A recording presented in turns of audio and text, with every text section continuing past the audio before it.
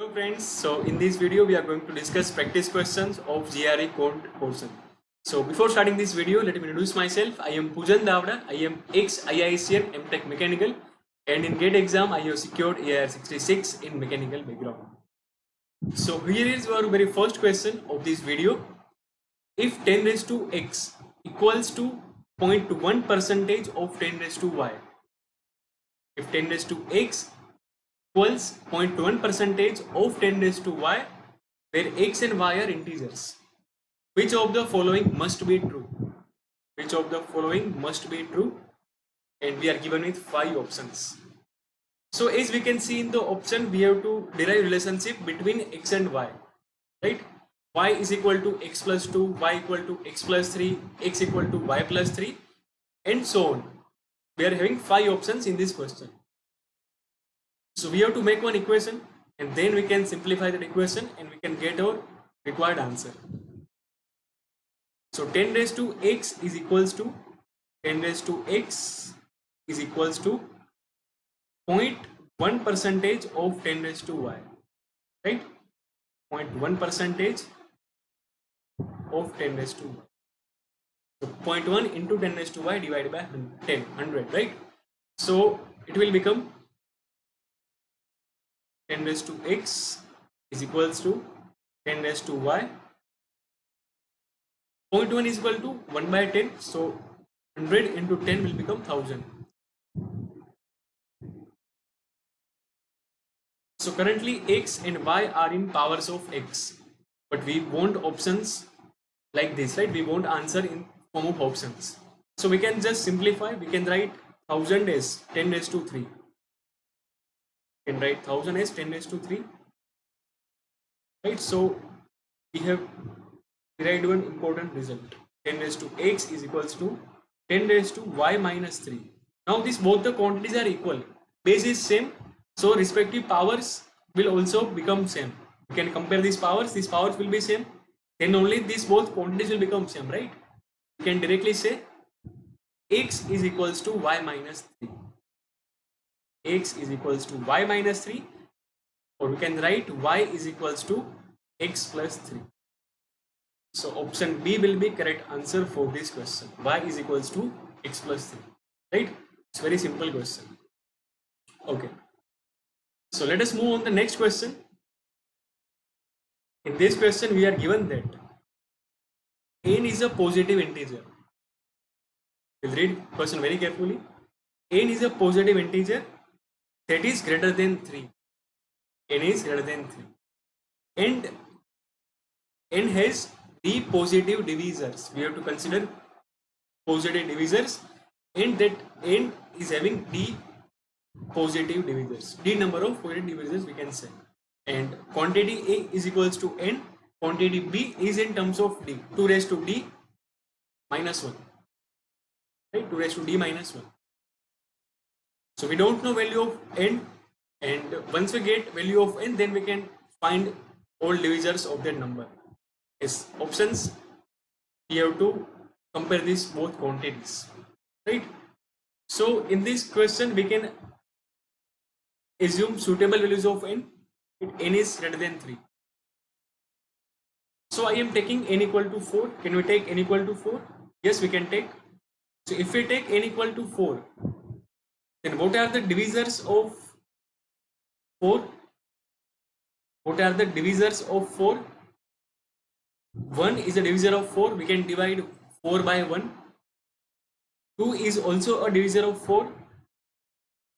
And 4 is also a divisor of 4. We can divide 4 with 2. We can divide 4 with 4. And we can divide 4 with 1. So for n equal to 4, we are having 3 divisors. We can write for n equal to 4, d will become 4, d will become 3, right? For n equal to 4, d will become 3. So quantity A is equals to 4, n equal to 4, and quantity B is equals to 2 raised to d minus 1. So d is 3, it will become 2 raised to 2 equals to 4. So for n equal to 4, both quantities are equal. For n equal to 4, both quantities are equal. So I am writing option C here. right? But we have to check for other values of n as well.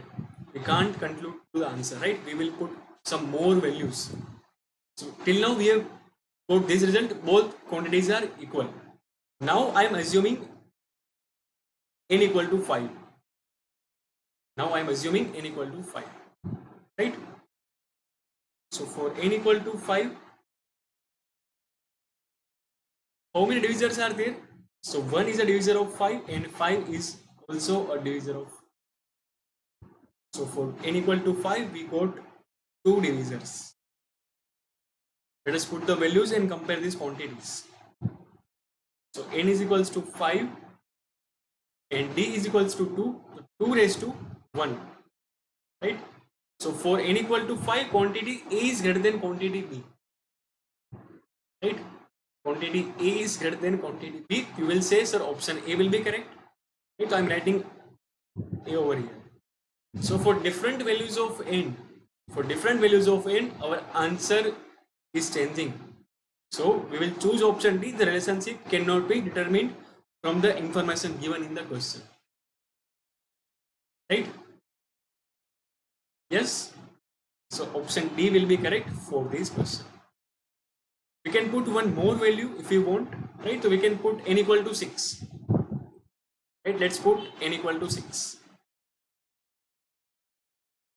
So if you put n equal to 6, divisors will be 1.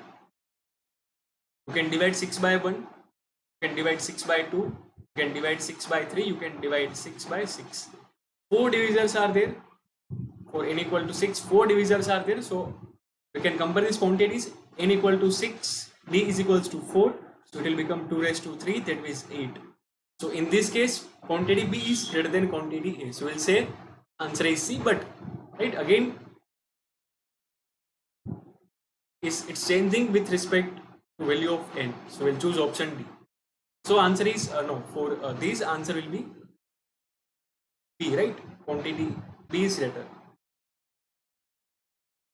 I'm writing values. N equal to 4, n equal to 5, n equal to 6. It's a very good question. So let us move on the next question, and here is your question on your screen. This question is of numerical entry type, so options are not given to us. The area of circle W is 16 pi and area of circle Z is 4 pi. We are given with areas of two circles W and Z. What is the ratio of circumference of W to circumference of Z? You have to find ratio of circumference of W to circumference of Z, right? Nothing but perimeters. So what is area of a circle? Pi r square is area of circle, right? What is circumference? Perimeter we can say 2 pi r. Yes. So for circle W, right? It's very we can say easy question. For circle W, what will be radius? Area is 16 times pi. I'm writing RW square, right? Radius RW. So radius for this circle W will become 4 unit, and for circle Z,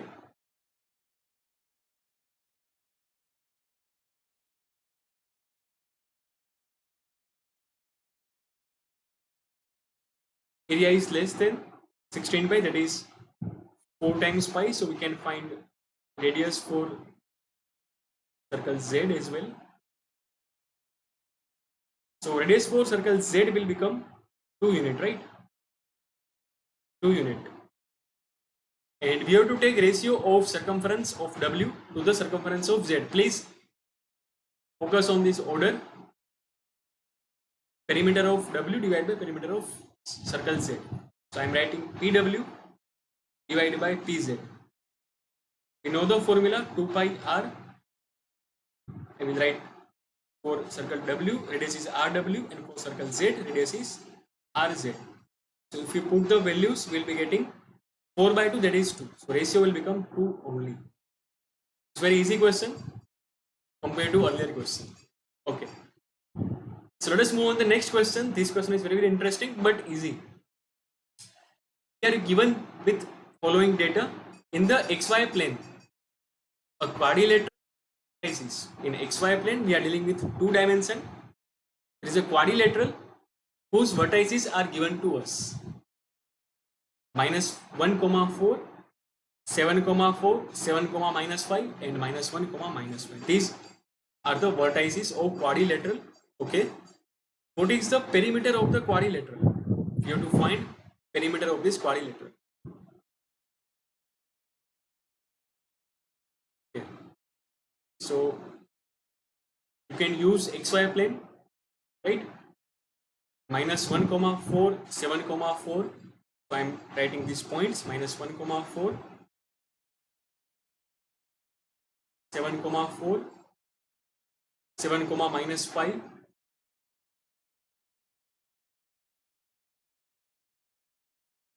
-1, -5.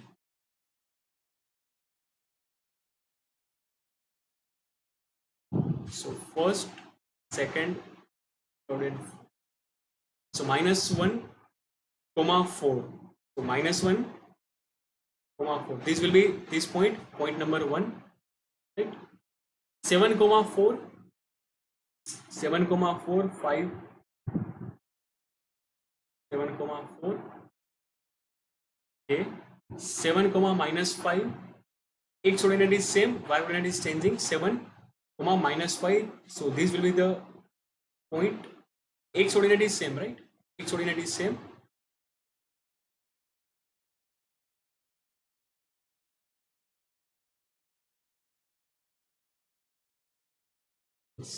And fourth point is -1, -5. So -1, -5.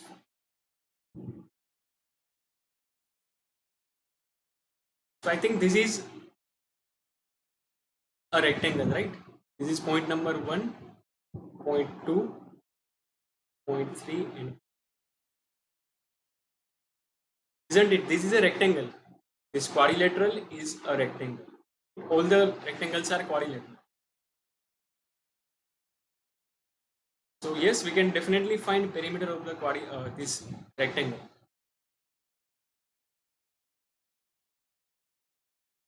Let me write coordinates as well, so that we can get the lengths. -1, 4, 7, 4. So writing these coordinates: 7,